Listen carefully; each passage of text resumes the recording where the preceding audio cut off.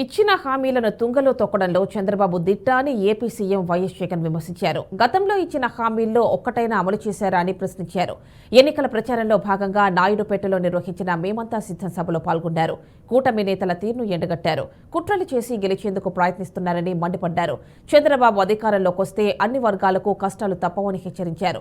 ఎన్నికల్లో గెలిచి మరోసారి ముఖ్యమంత్రిగా బాధ్యతలు చేపట్టిన వెంటనే వాలంటీర్ల వ్యవస్థను విధుల్లోకి తెచ్చేలా తొలి సంతకం పెడతామన్నారు.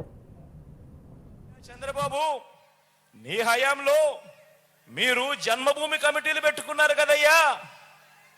పెన్షన్ కావాలన్నా, రేషన్ కావాలన్నా, సర్టిఫికెట్ కావాలన్నా, చివరికి మరుగుదొడ్లు కావాలన్నా కూడా లంచం ఇస్తే గాని, వివక్ష లేనిదే గాని ఏ ఒక్క పేదవాడికి అందే పరిస్థితి అప్పట్లో ఉండేది కదయ్యా.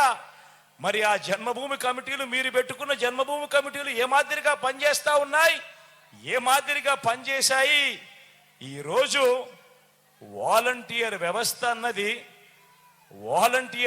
అన్నది జగన్ అభిమానించే ఈ సైన్యం ఎలా పనిచేస్తా ఉంది అని అంటే, చంద్రబాబు నాయుడు గారి గుండెల్లో రైళ్లు పరిగెత్తించే కార్యక్రమం జరుగుతా ఉంది అని కూడా ఈ సందర్భంగా తెలియజేస్తా ఉన్నా. మరి ఇదే సందర్భంగానే చంద్రబాబు నాయుడు గారిని కూడా ఒక మాట అడుగుతా ఉన్నాను. అయ్యా చంద్రబాబు, నువ్వు 14 ఏళ్ళు ముఖ్యమంత్రిగా చేశావు కదయ్యా, 3 సార్లు ముఖ్యమంత్రి అని కూడా చెప్పుకుంటావు కదయ్యా.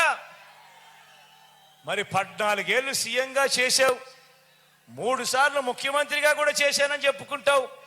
మరి నీ పేరు చెబితే కనీసం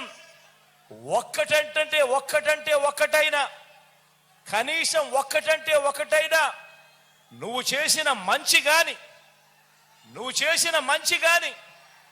నువ్వు చేసిన ఒక్కటైనా నువ్వు చేసిన స్కీమ్ గాని నీ పేరు చెబితే ఏ ఒక్కరికైనా గుర్తుకు వస్తుందా చంద్రబాబు అని అడుగుతా ఉన్నాను.